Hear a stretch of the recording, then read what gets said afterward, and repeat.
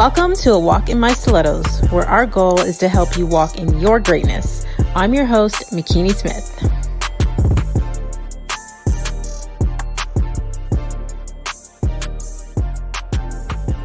Hey, Faith Walkers. Thank you for joining us on the A Walk in My Stilettos podcast, where we have conversations with amazing women that are letting us step into their shoes. I help women to strengthen their resilience muscle, own their stories, and conquer their fears so they can reach their goals. I get inspired when I see another woman succeeding, but what interests me more is her backstory and her mindset on how she got there. So today's guest is about to bless us with her testimony, and since you're already here, you may as well subscribe.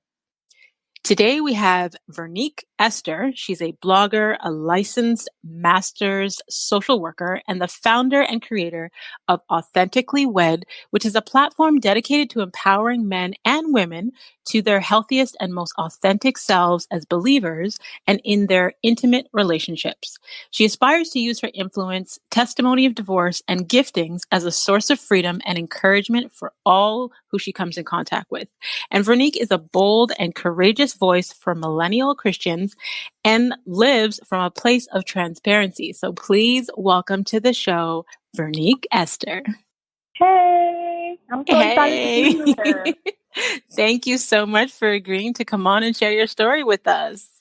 Absolutely. Any opportunity to share my story and to just share that light. I'm happy to do it. Awesome.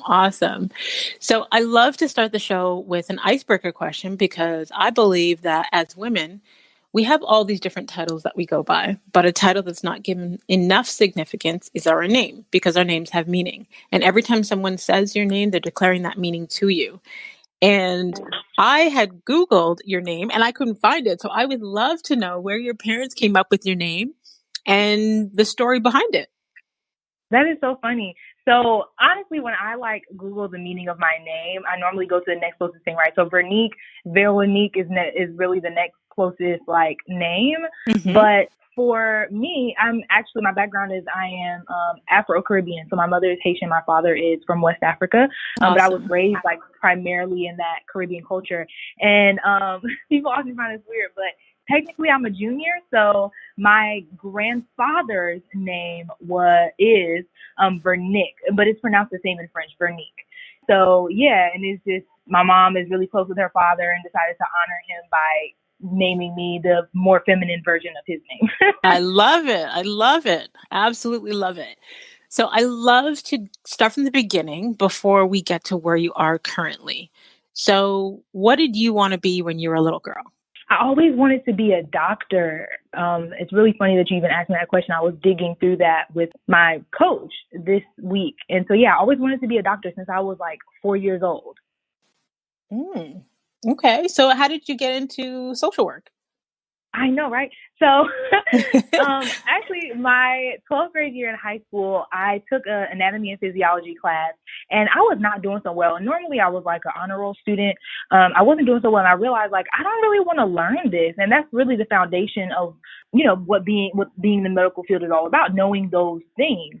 And so I kind of did some soul searching, and during that season, the Lord really just reminded me that I was not, He really stripped me down. I also used to sing, and so I lost my voice during that time. And after just searching, I felt well, God, I'm nothing. I can't sing right now. I don't know what I want to be. I'm applying to all these schools as bio pre-med, but I just realized this is not what I want to be.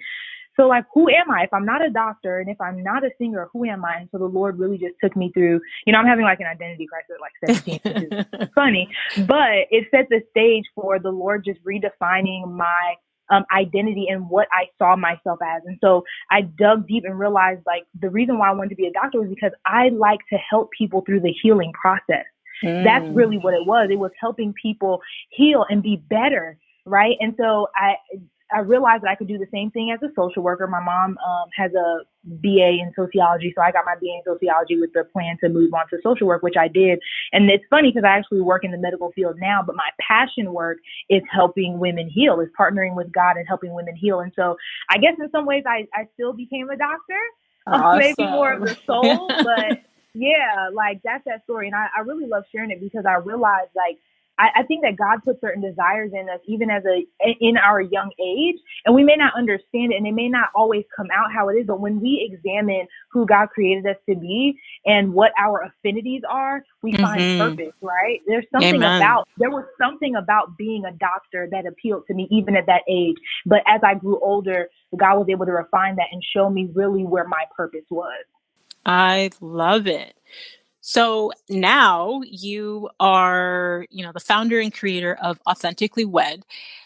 Tell us what that is about and what was the original intention when you began that journey? Because, sometimes we start a thing and it transforms into something else because God laughs at our plan and makes it into what it's supposed to be. So I would love if you could share that with us. What Authentically Wed is a platform, like you said before, that helps people become their healthiest, most authentic selves in their intimate relationships from a biblical perspective.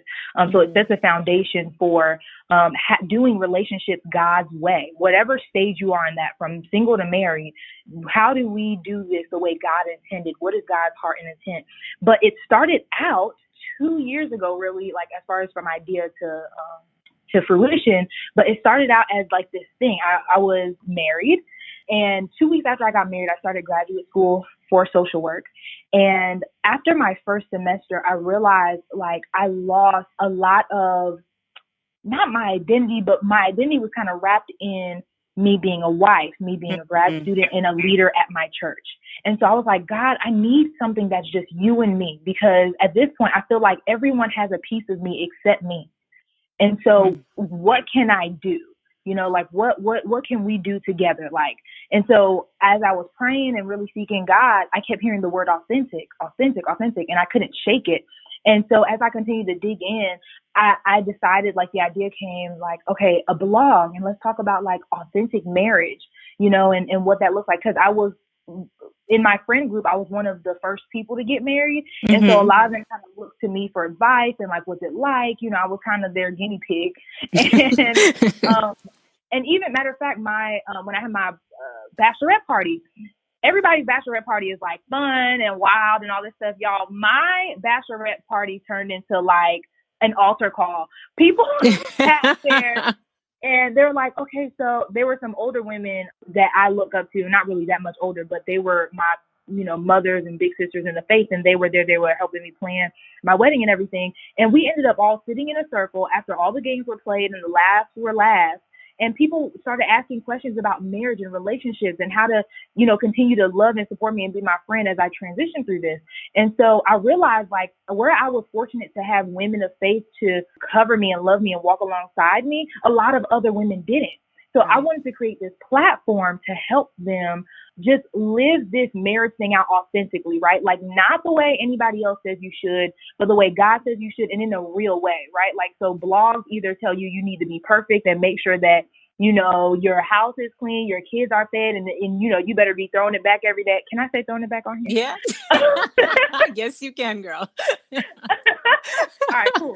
So yeah, you're supposed to be, doing all of that stuff. But like, none of that is really realistic. Anybody who's actually been married knows that you're not, like, it's not all glitter and gold, right? And if it is, it's really just for a second. So I wanted to just create that space where women knew that there was no, and that was kind of my thing, like, there's no one way to wife. But God had other plans.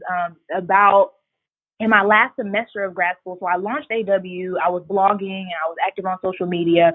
I had a little bit of a following.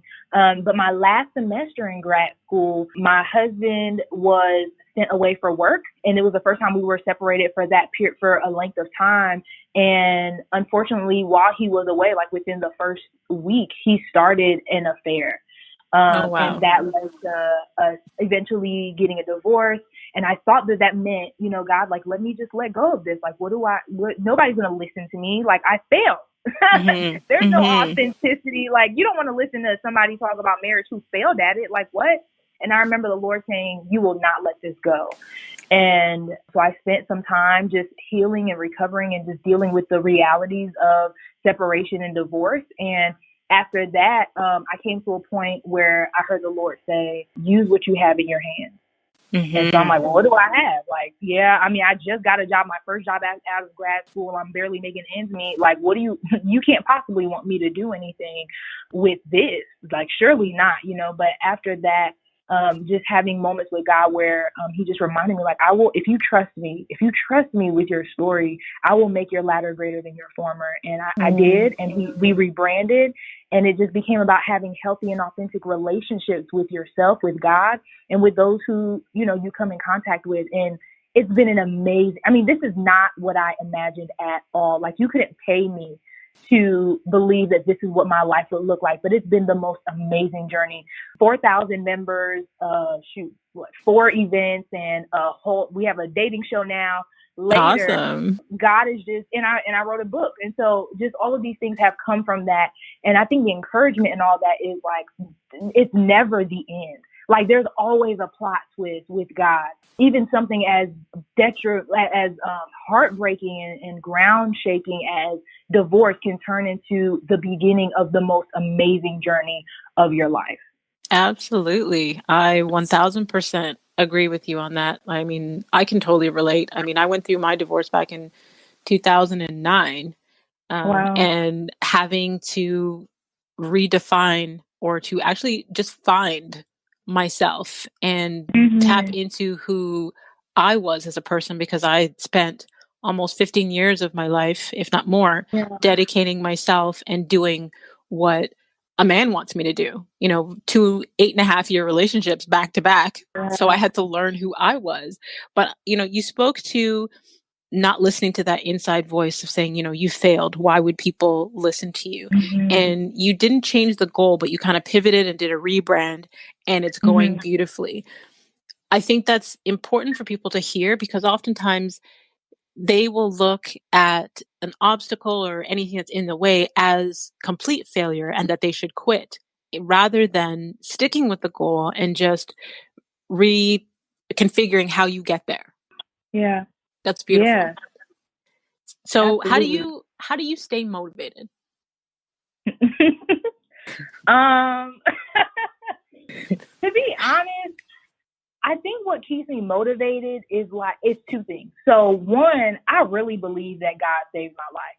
Like, for the trauma that I should have never outlived based off of that experience alone, I feel like I owe God my life. Like, he gave me purpose and a reason to stick around. I really don't know many people who, or anyone at all, who has encountered a traumatic like relationship or a really hard breakup and not gone through depression. And, for the more extreme ones, like suicidal ideation or suicidal attempts, like I experienced that. And so I really believe that it's like I owe it to God to give him my life in this way. And I remember promising, like, God, if you bring me out, I will pull other people out of the trenches with me. And so I feel like I have to uphold that. Like, people need to know that there is a life after relational trauma. Like, you have to know. I'm on a mission. And the other thing is that, like, when you find what, like, burns your soul, like, when you find what really ignites you and you find purpose, you don't even, like, what is motivation when you have purpose? Your pain birthed your purpose. I say that all the time. Exactly. It does. And honey, listen, your pain will pay. Yeah. If you heal and you use it the right way, you will profit from. You can profit from it, but not in a selfish way, obviously, right? Like, not in a way where we're like pimping out our wounds, right? Because that's not cool. But like, if you use it, like the Bible literally says, what the enemy meant for evil, God will use for the saving of many lives. For the saving of many lives, you can profit off of that thing, and profit is not just about money, but about outcome. And so, because I have found purpose, like I have a reason to do it every single day. Like, you don't have to poke and prod me to go live or to do a session or to, do what it is. Now, of course, some days I'm tired, like today. I'll get my nails done and falling asleep. But after I get off of this, I have stuff to do because I'm purposed to do it. Right. So what inspires you the most about what you do? I think people like the testimonies. the testimonies of people who have encountered my platform, who have been to an event, who've done a session with me, like those things. I'm like, oh, like, cause let's be honest, right? We're being transparent. I talk a big game, right? Like I just told you guys, I feel purpose. This has been an amazing journey, all this stuff, but like self-doubt is a thing. Yep, Self-doubt is absolutely. definitely a thing. And imposter syndrome, like, girl, you're not in the enemy whispering in your ears, like, girl, you ain't really doing this. And what, because you put on a couple events, because you did a couple lives, like, you thought you did something? Like, oh, okay. And you sometimes you're like, yeah, I mean, I guess you're right. Like, what am I really doing? And then somebody comes along and is like, I came to your event and literally because of that, I have totally changed my perspective on relationships, or I've been in the group for 6 months and it has been amazing, or I had one session with you and now I have changed the way that I interact with people. Like that, it reminds me like that's what I'm still, this is why I'm still here. This is why I'm still needed. I love that you, I got goosebumps. Ooh. I love that. I love that you, speak to how when people are impacted and them sharing that with you helps to keep you inspired. People underestimate how much it can mean to somebody just to hear and to get that affirmation or confirmation that they are being fruitful and adding value to other people's lives. I mean, I can totally relate to you where I hear all the time, whether it be on social media or my clients as well, where I'll get messages from a woman who says, your post on social media helped me get through chemo, or your book helped me get through, grieving the loss of a loved one, or. So when you get those messages, because like you said, imposter syndrome is real. I strongly believe, and I got this from my mentor, that our spiritual DNA is perfect, but we allow viruses to come in and to hinder us and to block us with the self-doubt and the worry and the fear. And those things come in and hinder us from being the greatness that God has called us to be. And if we continue to allow that, then we'll never get to where we need to be. But when we hear the feedback from people, those things are important. It may not seem like a big deal, but if someone is making a difference in your life, tell them. If someone is inspiring you, tell them. If you love somebody, tell them. Those things can mean the world. Like the smallest thing can mean the world to somebody else. It can. It can. And being on a platform doesn't mean you're too good for it, or that you don't need. I think sometimes people assume that because you have a platform or a following, or you're in business or whatever, that like, oh, you must not need the same thing. Like we're so regular. Like we're so right. We are we human beings. We bleed blood. Our hearts beat. Like people. Even to that point that you just spoke about, it doesn't matter if you have a platform. Example, I have a daughter who is an influencer. On Instagram, she may have, 350,000 followers. And on TikTok, she's up to 200,000 plus. People who write, thank you, but people don't understand, when they come in the comments, because she engages with her community. She connects with people. So when people say negative things, it impacts her. It hurts her feelings. When people say positive things, it impacts her. She's not holding on to that and, living on people's every word, but she is a human being. So it doesn't matter what size your platform is. You still need that encouragement. You still need that support. You still need that love and that light. And it's so important. Absolutely. So what advice would you give to a woman that is healing from brokenness and relational trauma? One, and I think I always have to make a point for people to not dismiss this, but it's literally the first chapter of my book, and always the thing that I point out when people ask me, but keeping Christ as your anchor. Like, I know you're mad. I know you feel frustrated and you feel like, and in some ways, maybe God is a part of the object of your frustration and sadness and anger. That is normal. But he can do so much more when you bring him your anger and your frustration and your, like, just all of those feelings. He can do more when you bring it to him than when you walk away. And you will never regret bringing your wounds and your brokenness at the feet of Jesus. And what that looks like practically, because that sounds pretty, right? But what it looks like practically is making time. Like, do not forsake the place of prayer. Do not forsake that time. Like, I remember every single morning, I couldn't function before I just had time where I sat there and maybe just wept And this is when Mm-hmm. I was still fighting for my marriage. But even after that, like, just, I can't function until I sit and I just like lay all of my brokenness at Jesus' feet. And sometimes it looked like praying. Sometimes it looked like crying. Sometimes it looked like playing music and just being still, whatever that was. But I know that although it looked like I was either crying, praying, or just sitting still, God was mending. God was patching up those wounds in that moment. And so that, and the other really big thing is to engage your tribe. So whoever your Mm-hmm. close community is, you need to be letting them know, one, that you're going through this. So not everybody doesn't need to know, but if you have a trusted 3, 4, 5 friends, or even 2, you pull on them and you say, hey, I'm in this season where I am experiencing brokenness. I Mm-hmm. am going through a divorce, and I need you to make sure that I exit it. And I literally did this. I did a group text the day that me and my ex decided to like file. I texted my friends and I said, hey, we decided to file. This is what I need. Over the next few months, I need you to make sure I eat, because sometimes I don't. I need you to make sure I Mm-hmm. drink water. I need you to make sure that, at nighttime, I'm not just sitting in a corner and crying. I need you to check in on me, but don't blow my phone up.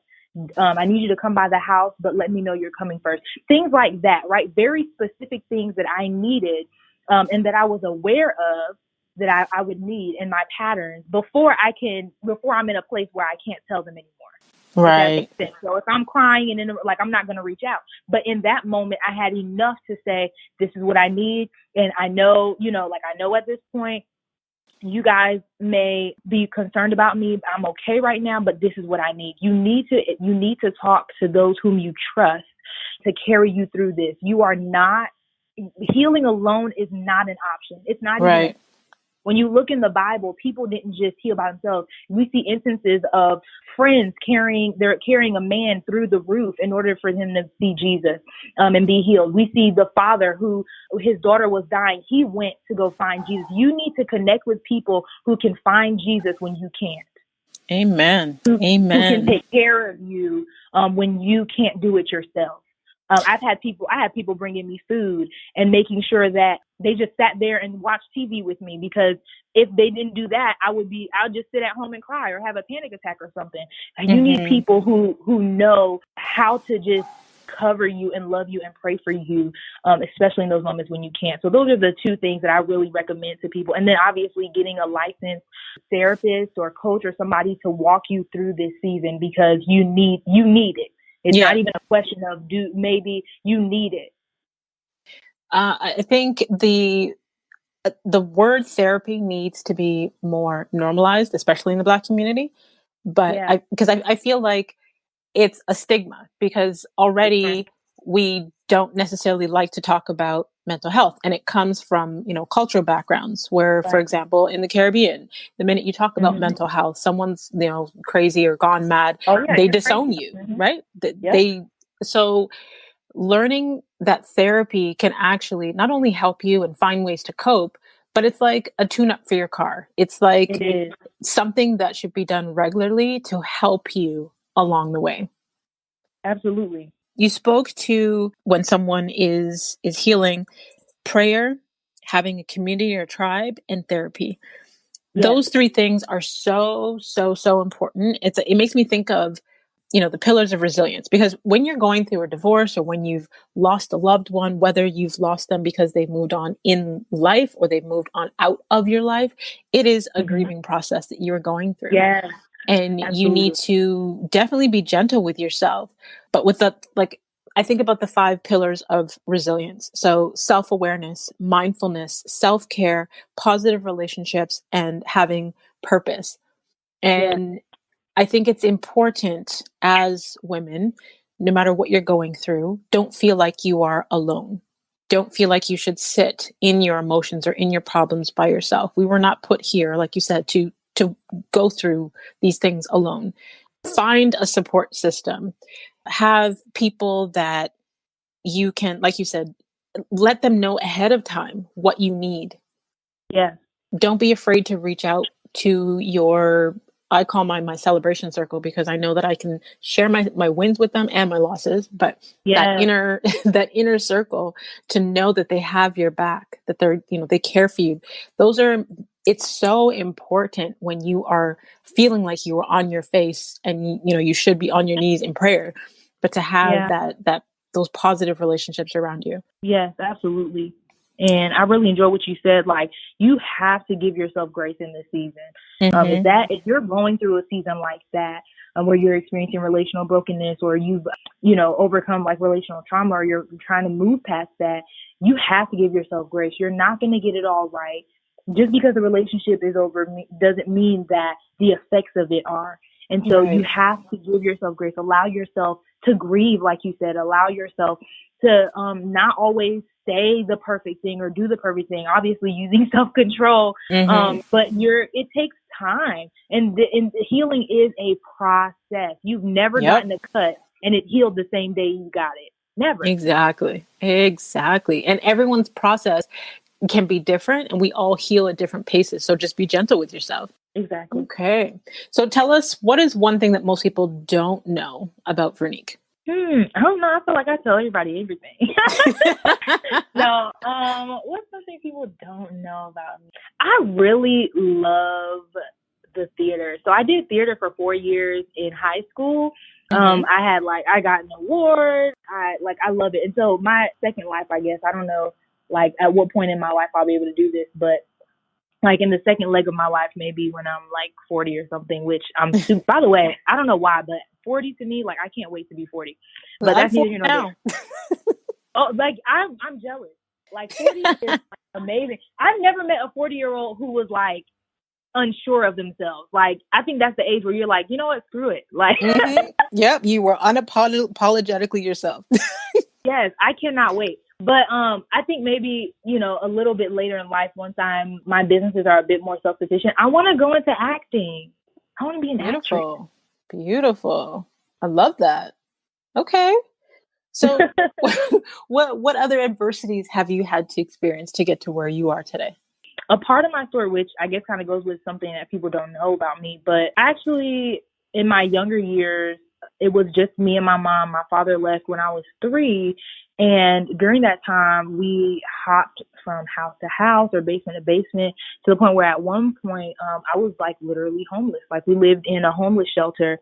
And then we moved to kind of a nicer homeless shelter that was more an apartment style. And then finally, I was able to watch my mom buy her first home. So through that process, I was originally born in New Jersey, but I moved to Philly, Arizona, then Georgia. And even within that, by the time I went to college, I think I stopped counting, but I went to over 15 different schools. Wow. Probably more, but after a while, I just stopped counting. So I've had a lot of instability in my life, and it's actually one of my things. Like, my favorite symbol is the anchor, because I believe it's something that I have been searching for, most of my life, is stability and feeling anchored. And I feel like I've gotten more of that in my adulthood. But it's so funny because even right now, like, I bought a house in Atlanta, and I'm now a travel social worker. So for the last year, I've been traveling from city to city and state to state. And I'm like, what? Like, what was the point? But I'm really enjoying it. But I'm realizing that stability is not about, where I live, but about being like stable and whole within myself. And like, if Right. I am anchored, then everything else falls into place. And so, but that's a big one. Being fatherless was huge for me, especially as a child. And homeless and, poverty, like those types of things were really big for me. And I think it set up a lot. I mean, since we're basically doing a therapy session at this point, I think it set up a lot. It set kind of the framework for, in some ways, why I chose my husband, right? Why I chose my now ex-husband. And so when you look at those things, and this is a big point, and this is why I even recommend, like, trauma work and stuff like that, even prior to marriage. A lot of people feel like, I don't know why, but especially Christian women, it's like your life doesn't begin until you get married. But if you want to sustain a marriage, like, the way you do that is by dealing with some of those things. So that way you're not bringing that into your relationship. And so in a lot of ways, as much as I don't know a heck of a lot like I didn't have a deep relationship with my father, I kind of ended up marrying him, right? And I found out that a lot of my connections were built in men who were not available emotionally or, you know, in whatever way. And so I learned to kind of almost buy people's affection with my kindness or with my availability. And so those are some of those barriers and things that I've had to work on and allow God to heal even in me, Right. even during and after experiencing divorce. Wow. I mean, I think it's so, well, first of all, I mean, I'm sorry that you had to experience those things, being, you know, fatherless and homeless, but you've been able to use those things to sharpen you to become who you are Yes. today. And there are so many women that have been on the show that have spoke to their seasons in homelessness and how, you know, it's built them to now be dedicated and how it's helped them to be resilient. And they've taken the positive from it to make the life that they have today. Yeah.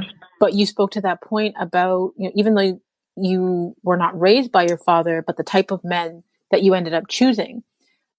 Because women, and I'm going to say women in the Black community, because therapy isn't as common, we don't realize the traumas that we are carrying with us. And as much as I have been so engulfed in personal development, as much as I'm a mindset coach, as much as I'm a believer and go to church and all these things, it's only recently, and I'm going to say 2020, that I started investing in therapy and healing sessions and realized that my childhood traumas are the reason why I've attracted narcissistic men who have narcissistic personality disorder. So now I am trying to heal those childhood wounds so I can no longer attract those type of men. Exactly. So we don't realize as adults the things or the behaviors and the things that we do, how that is associated to our upbringing and our childhood traumas and things that we did not heal from. Yeah, like that is huge though. And people don't realize. And so this is something that I was talking to somebody about earlier, and I was telling them the behaviors, like your patterns and the things that you see yourself doing consistently, especially the ones that are dysfunctional, they are attached to a system. They are attached to a system. And so what you're seeing, right? So let's say the thing is, like we're talking about being attracted to or attracting narcissistic men. There is a system attached to that behavior. And what that is there's a belief, there's an experience, there's a feeling, and all of those packaged into one. The outcome of it is choosing narcissistic men. When you deal with the root, when you deal with the system, and you take out and you clean those things that are no longer working, right? Those things that lead you to root it out from the bottom. Yes. When you deal with the root, you cut down the tree, right? You make a healthier tree. And so it's not about changing just the behavior. The way you change the behavior is to rework the system that enables the behavior. And what we don't realize too, and you're getting me on my soapbox, but what we don't realize too is we would stop doing it if it didn't reap some sort of reward for us. Absolutely. And so we think that we hate dating narcissistic men, right? Like, I'm tired of dating the same kind of men. But if you really hated it, we wouldn't keep doing it, right? There's something about it. And I could tell you exactly how I got into that.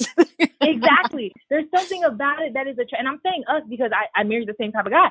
But there's something about it that is attractive to us. There's something about it that somehow, like, it's that sweet, kind of like the snake in the garden. Like, that's just it. Nice. It's the Python spirit. So there you go. There we go. Yeah, well, it is the Python spirit. Okay. They wrap themselves around you, and that is how they get you. But with the narcissistic people, you know, they come in with the love bombing. So the nurturing and the love that we didn't get, that we seeked as children, they come in and love the heck out of you and make you feel all of the amazing feelings and get deep into your thoughts and your feelings and ask you everything to get you into that vulnerable place and make you feel like you are the center of their world. And then that's when they switch on you like a snake. Exactly. And you know, the crazy thing is though, I think, and this is where, you know, this comes down to my process, but I think in a lot of ways, I do not believe that, because we knew each other since we were 18. So this was like a 6 or so year relationship. And so I don't think that at 18, he was like, man, like, how can I F this girl's life up? Like, how can Mm-hmm. I create the 6-year plan to ruin her life or to, really like leave her with nothing? I don't think it's that. But what it is the same way that we experience trauma and brokenness. People come Yep. in to relationships with the same stuff. It just looks different or it has different manifestations. Mm-hmm. But like those people who abuse, people who are unfaithful or cause relational brokenness, they have their own brokenness, right? Like That's hurt right. people hurt Their people. own, exactly. So Their own traumas. So, yeah. exactly. And so I think when we look at it, it's easier to heal when you're not trying to heal from this like bad guy or from this like enemy, but when you look at the enemy and recognize like, oh, I see what you did. Like you tricked this person into thinking this about themselves or into the experiences that they had in their childhood. You convinced them basically that this is all they could be and this is all they were. And there's their own system at work. Because of the enemy, because we live in a fallen world. And so now it's not just about you did this to me, you did that to me, but you turn your focus towards God because it's the enemy. Like, oh, the enemy was at work in him, just like he's attempting to take me out. Let me shift my focus from the person, remove the desire to be bitter and to be vengeful and to whatever, and let me go to the source. Like, who can actually deal with this spiritual issue? Because we wrestle not against flesh and blood. Right? Yep. And so that, to me, like, I think we can talk about narcissism and all these types of things, but when we recognize that it is a literal disorder as well as this spiritual attack, it changes the way you deal with the thing. Absolutely. Absolutely. Funny enough, I've been doing a series of talks on IG, so they're on my IGTV because of this. So learning about the spiritual side of narcissistic personality disorder and learning after having multiple relationship with them, how to not take it personal and not, play the whole victim mentality, but to come from a place of healing, especially thank God for therapy, but to be able to share the stories, not only to let people know that people who do this, they've experienced trauma in their lives, and the empaths that take them on, it's because of the trauma that we've experienced in our lives, and letting people know the signs, the red flags to look out for, because you don't see them in the beginning. No, you don't. You really don't. Wow. Okay. So with all of this that you have been through and all of the things that you do to help others, how do you take care of Vernique? What does your self-care routine look like? Oh, see, I didn't know I was going to be interrogated. I thought I didn't know this was going to be about me. No, admittedly, I am not as good at self-care as I should be. However, because I know this, I try and embed certain things in my routine. So, Sundays are my Sabbath, not because it has to be, because that's the best day for me to rest. So between daytime to sundown, I make sure that I'm spending time in the Word, watching, now we got to watch everything. So watching a sermon, I catch up with my best friend on that day. I lay out. I don't really force myself to do anything. I really just chill. And so for me, that's a big deal. And it's actually an undertaking because I am a doer. Like, I always want to do something. So for me, having built in, like, this does not change. I do not work on Sundays is one thing that I do. The other thing is on Saturdays, in the daytime, I make sure, because self-care is not just about like lounging, right? But it's also about making sure that you are doing the things that make room for you to live healthier and more engaged with your life. And so on Saturday mornings, I don't force myself to wake up early. I let myself sleep in like whatever time my body naturally wants to wake up. And then I get to, like, I do household chores, but I'll play music, and like I just do it at my own pace. I allow myself to move at my own pace, at the pace that I naturally want to, as opposed to, doing a schedule. Like, how I work a 9 to 5, so going to work and then coming home and then doing work, and then I have, this course, or I have to do this live, or, whatever. So I don't put a schedule on it, but I do know that I have to get certain things done. And then in the evenings, like, I reserve that for my friends. So pre-COVID, I would, go out to dinner with my friends. We have a game night. Nowadays, we're catching up on Zoom calls. So I build in those types of things. And then in the evenings, I now have a sleep routine, thanks to one of my friends who's a doctor, Dr. G. She she told me to get on a sleep routine. So my goal in the evenings is to be done by 10:30. It doesn't always happen. Make some tea, because, I'm Caribbean, so I'm sure you're Caribbean too, right? Yep. My parents are from Jamaica. So, so we love our tea. Mm-hmm. So I have a mug of tea and just lay it on down and make sure that I'm getting rest. That part I'm not as good at, but everything else, like weekends, I don't push myself to do too much. You see, you said you didn't have very much of a self-care routine, but you do. And your results, with everything, results are in the routine, right? So Yeah, your routine of making sure that you get in the word, your routine of making sure that you rest and relax and take time to reset, your routine of friendships and connecting with people and community, and your routine of not working on Sundays. That is self-care. Thank you, girl. You made me feel better. My friends get on me all the time. Like, when do you stop? I'm like, I don't know, when stuff stops needing to be done. So I have this complete random question that I ask everybody who comes on the show. Okay. And it started because of my obsession with stilettos. But I came across this article on the Reader's Digest that basically, tells you what your personality is based on your favorite type of shoe.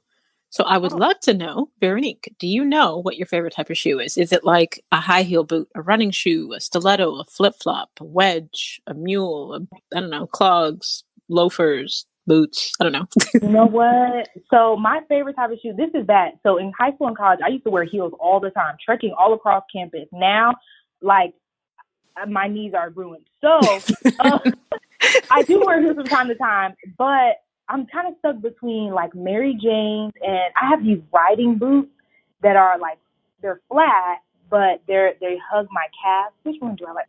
Let's go with boots. Boots. Okay. Would you say a high heel boot or it's like a work boot? Oh no, not work boots. So Okay. let's go with high heel boots. Okay. So high heel boot wearers take charge. In the event of a crisis, the person who loves wearing high heel boots will always be the one to take control of the situation. They're quick on their feet and able to make clear, rational decisions. This woman is exceptionally self-assured, so people around her feel instantly safer in her hands. The high heel boot wearer is that take charge kind of person.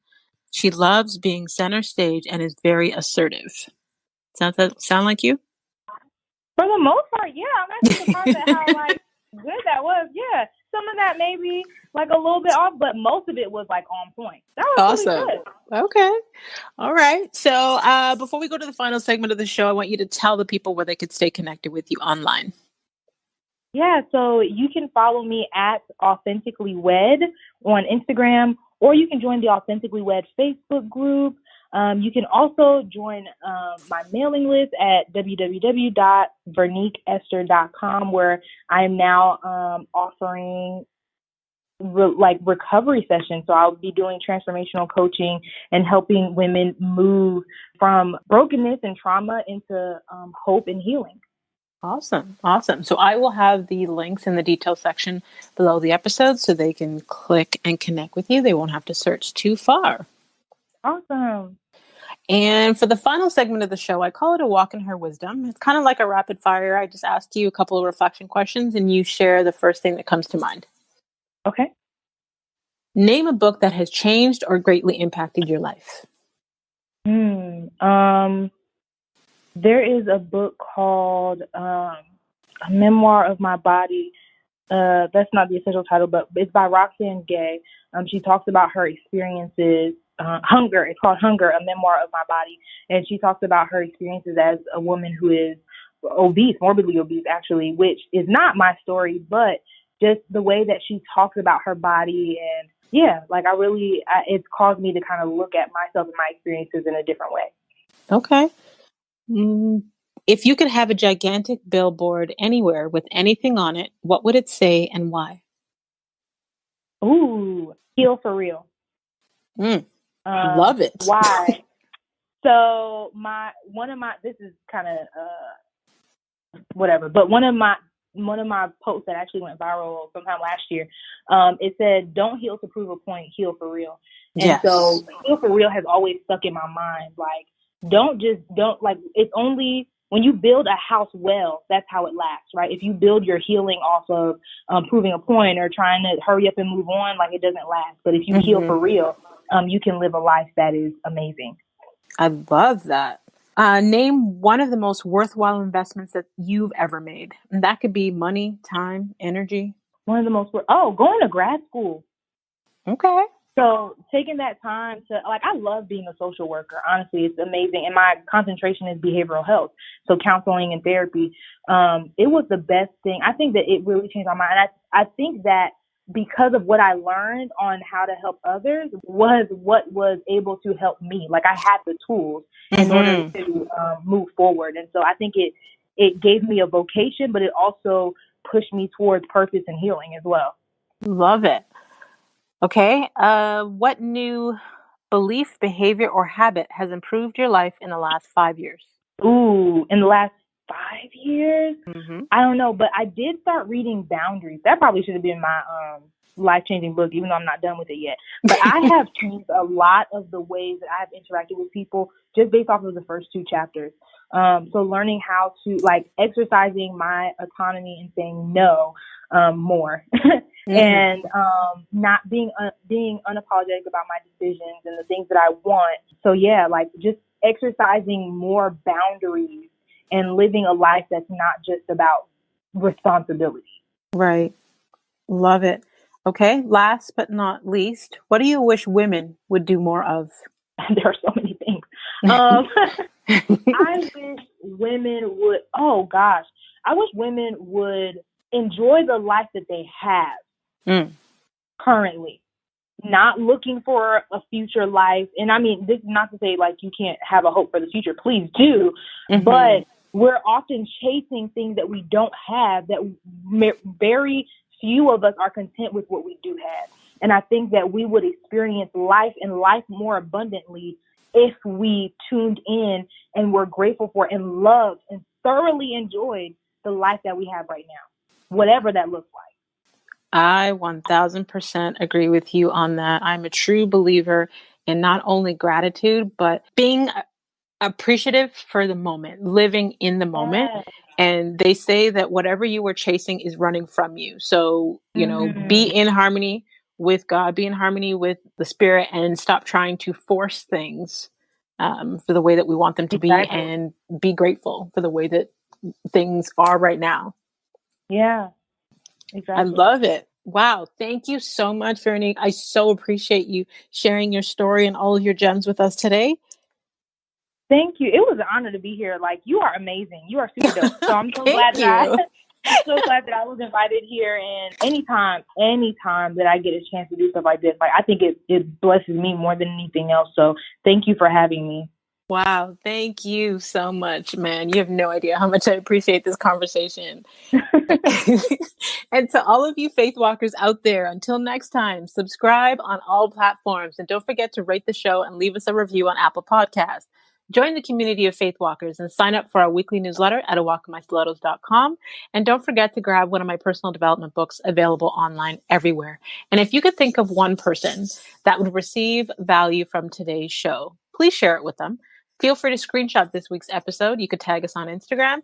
You can tag Vernique at Authentically Wed or at Vernique Esther. And you can tag myself at The Real Nikini Smith, and continue to walk in greatness in your stilettos in a manner worthy of your calling.